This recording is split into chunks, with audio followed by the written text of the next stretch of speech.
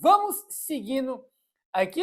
E olha aí, São Paulo não bateu as metas no Campeonato Paulista e Copa do Brasil. Na Sul-Americana e no Campeonato Brasileiro, ainda pode chegar nas quartas, né, que é a meta aí do São Paulo na Sul-Americana, e sexto lugar no Campeonato Brasileiro. Lembrando que isso aí são metas orçamentárias, tá? É sempre bom a gente lembrar isso daí.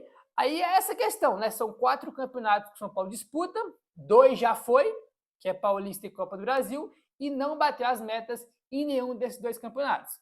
A meta do Paulistão era chegar na final. O São Paulo foi eliminado na semi, o Palmeiras, né? A meta era chegar pelo menos na final ali. E Copa do Brasil, a meta era quartas também. E o São Paulo perdeu na quinta fase, se eu não me engano, né, cara? Tipo, quando eu lembro dessa eliminação do São Paulo, é rir para não chorar, né, cara? São Paulo foi eliminado pelo Juventude, nono colocado da Série B, né? Quando o São Paulo enfrentou eles, era o nono colocado. E a meta era quartas, os caras foram eliminados na primeira fase da competição que a gente disputou, né? Que é a quinta fase. Os caras não chegaram nem nas oitavas de final. É inacreditável o que os caras fizeram, velho. Né, eu falo time, né? Time, Rui Costa, Macis, todo mundo que fizer aquela lambança de mudar a comissão técnica, todo mundo tem culpa aí nisso, né? E é aquela coisa. Olha para você, São Paulo chegar nas quartas da Sul-Americana, vai bater a meta da Sul-Americana, né? E no Brasileiro, se bater a meta de ficar ali em sexto, bate a meta do Brasileirão, que está no orçamento. Para tentar cobrir, tá? Aí essas eliminações na Copa do Brasil na Sul-Americana, vai ter que chegar bem longe na Sul-Americana, né? E ficar em uma posição ali, sei lá, entre os 4 do Brasileirão, para poder compensar as metas não batidas na Copa do Brasil e no Paulistão. Só que é difícil, né? Se a São Paulo consegue ficar entre os 4, por exemplo, do Brasileirão, bem complicado, né? A galera tá mais olhando para baixo nesse momento, da tabela, do que na parte de cima, porque o time não ganha mais de ninguém. Né? Nos últimos 12, 13 jogos, o São Paulo ganhou um jogo só. E foi na Sul-Americana, né? Então, bem difícil aí, bem complicado, né? Bem complicado. Aí até acredito que o São Paulo possa chegar longe na Sul-Americana, porque como agora é a única chance de título que o São Paulo tem na Sul-Americana, vai estar todo mundo mobilizado, né? Ali no São Paulo, o time, né? Vai ter jogadores voltando de lesão, reforços aí que vão chegar, no caso, aí para o Dorival, né? O Dorival vai ter tempo para poder treinar aí durante esse período de Copa do Mundo, então o time vai melhorar, né? Piorar não tem como, né? Porque, repetindo, o São Paulo nos últimos 12 jogos, sei lá, ganhou um. Não tem como piorar, né? O time que não ganha de ninguém não tem como ser pior que isso. Então, não tem como piorar, vai melhorar certamente aí. É o que a gente espera nessa volta, né?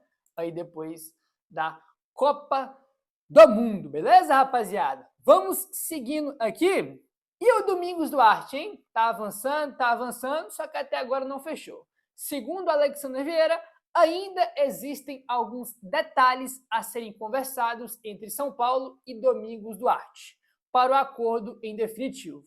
Porém, as conversas estão caminhando muito bem para um desfecho positivo. Então é isso, está avançando bem, né? Está caminhando ali. A tendência é que tenha um acordo, né, entre as duas partes, para ele ser novo jogador de São Paulo, porém ainda falta aí alguns detalhes, né, a serem conversados, a ser acertado, ajustado ali para poder, né, ter a formalização do contrato, o jogador assina, aí sim vai ser jogador do São Paulo, porém a tendência, né, é que isso aí aconteça em breve, né? Ele que é um zagueiro que é a prioridade do São Paulo no mercado. Falando nisso, o próprio Valentim Fulan aqui do UOL traz: Domingos Duarte, neste momento, é tido como a prioridade de mercado do São Paulo, tá? Porque o São Paulo contratou o Vitor Sá, né? Tá de olho em outros jogadores, ainda deve buscar mais jogadores, porém, antes de buscar outros jogadores, a prioridade agora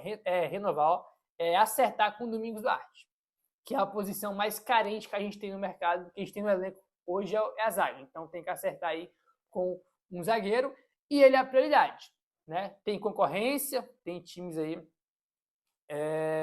interessados aí no jogador. No Brasil, o próprio Botafogo, já repercutimos, né, com vocês aqui, que que tinha interesse no jogador, só que se o São Paulo tá uma bagunça, o Botafogo tá do mesmo nível para pior, né? Tem até transferban lá, o que impede também de contratar. Aí, apesar que até a janela abrir, o Botafogo pode aí se livrar do transferban. Porém, o São Paulo está negociando com ele. Pode ser que consiga fechar antes. Aí, o Gabriel Sá traz aqui, tá? Que o Domingos Duarte recebeu uma proposta para ficar na Europa, tá bom? Tinha informação já, né, desde o começo de que tinha concorrência, né, de que tinha times do futebol europeu aí interessados no jogador. E o Botafogo, como eu falei, então, ter proposta, né, times de olho aí nele, é natural, e a gente já sabe disso desde o começo, quando o São Paulo aí começou a conversar com o Domingos Duarte, né? Porém, a expectativa ainda, né, é que tenha um desfecho positivo com o tricolor. Mas vamos aguardar aí, beleza? Bom, para a gente seguir aqui e mudar a pauta do vídeo, bora falar agora sobre Lucas Moura, porque a renovação de contrato do Lucas é uma baita de uma polêmica, né? Porque ele não consegue mais jogar, infelizmente não consegue ficar saudável aí, né, para poder jogar, ter uma mínima regularidade, uma mínima frequência, infelizmente ele não consegue mais, né? E tá aí, ó, segundo Alexander Vieira, Lucas Moura está focado na sua recuperação, onde pretende voltar aos campos no tempo mínimo de 6 meses e não pretende conversar por uma renovação nesse momento. As conversas devem acontecer somente próximo ao fim do ano, né? Vamos por partes. Tem 2 pontos aqui. Primeiro, ele pretende voltar aos campos no tempo mínimo de 6 meses. Primeiro, se ele voltar em 6 meses, vai ser uma recuperação espetacular, porque a previsão é que ele nem volte mais nesse ano, né? Tem jogador que demora 1 ano para se recuperar, 9 meses, né? Vai também de acordo com cada jogador aí. Não tem um tempo específico, não, é 8 meses, não é 6, não é 10 meses, não é 1 ano, não. Vai de cada jogador, né?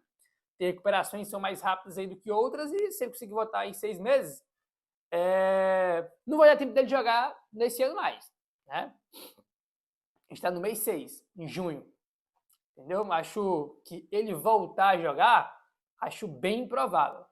E mesmo que ele volte lá no fim da temporada, até ele pegar ritmo de jogo, até ele estar 100%, irmão, vai demorar muito, né?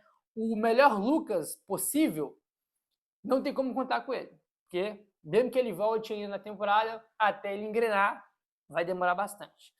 E, cara, assim, na boa, gente, eu gosto muito do Lucas, tá? Ele tem uma participação importante aí nos últimos títulos do São Paulo, né?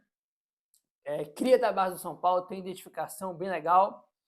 Mas, cara, eu acho que a única maneira que justifique uma renovação do Lucas Lucas se recuperou, tá bem, São Paulo oferece 1 ano de contrato para ele e reduz, bem o salário dele. Eu acho que é o único jeito aí que justifique uma renovação de contrato do Lucas. Porque quando vai ter uma renovação de contrato, em quase todas as oportunidades, o jogador é valorizado, né? Ele ganha ali um aumento salarial, né? Ganha ali anos de contrato, tem luvas, né, pela assinatura do contrato. Então, tipo assim, você vai aumentar aí o salário do Lucas, você vai aí dar luvas pro Lucas, sendo que ele não consegue jogar, ele não conseguiu jogar em 2025 e não conseguiu jogar em 2026. 2 anos sem jogar. Não tem como você valorizar, né, um jogador desse dando um aumento para ele. Né? Eu estou falando isso porque quase todas as renovações é um aumento, né, uma valorização para o jogador. Então, cara, para mim, tá, qualquer coisa que não seja 1 ano de contrato pro Lucas e uma baita redução de salário, para mim é um absurdo total. E vale lembrar que, tá, a informação que o Alexandre Vieira traz aqui, isso aqui é importante ressaltar. Ele está focado na recuperação e ele não quer conversar agora. Então, isso é por parte do Lucas. Por que eu estou falando isso? Porque assim quando o Lucas se machucou, naquele jogo lá contra o Bragantino, já tinha informação, tá, de que mesmo ele rompendo o tendão de Aquiles, a diretoria de São Paulo já estava aí querendo renovar com ele, mesmo depois dele ter rompido o tendão de Aquiles. Você pegar um jogador que não joga há 2 anos, acabou de romper o tendão de Aquiles, tem 33 anos, eu acho, 33, 32, e você querer renovar o contrato imediatamente desse jogador, isso se chama irresponsabilidade da diretoria. Irresponsabilidade da diretoria. Entendeu? É um absurdo você fazer isso.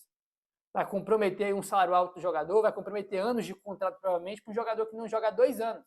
E acabou de romper o tendão de Aquiles. Tinha informação, quando ele se machucou, que o São Paulo já estava conversando para renovar o contrato dele. Isso é um absurdo, cara. Entendeu? Isso é uma vergonha. Mas é aquela coisa, né? O dinheiro não é do Rui Costa, né? Vai chegar no final do ano, vai pegar as coisas dele, vai embora e vai sair como se nada tivesse acontecido. Entendeu? O que é um negócio inacreditável, né, cara? Infelizmente isso acontece muito no Brasil, né? Que as diretorias fazem um monte de contrato, de contratações irresponsáveis, né? Arromba os cofres dos clubes, entendeu? Faz um monte de coisa irresponsável, a palavra é essa, e depois sai como se nada tivesse acontecido, até porque o rombo financeiro não fica para ele, fica para a próxima gestão, né? Como o dinheiro não são deles, eles não estão nem aí, né? Inclusive, isso aí tinha que mudar, né, cara? Tinha que ter alguma lei aí para os dirigentes aí ter responsabilidade nas coisas que eles fazem. Entendeu? É muito fácil gastar, ser irresponsável, não tinha sair como se nada tivesse acontecido. O dinheiro não é meu, eu faço qualquer coisa aqui, amanhã eu vou embora. É muito fácil fazer isso, né? Eu faço, você faz, qualquer um faz, né? E isso é um absurdo. Isso é um absurdo. Bastidor aqui com o Alexandre Vieira traz sobre o Vitor Sá. Uma espécie de pressão familiar foi feita para o Vitor Sá ser reforço do São Paulo.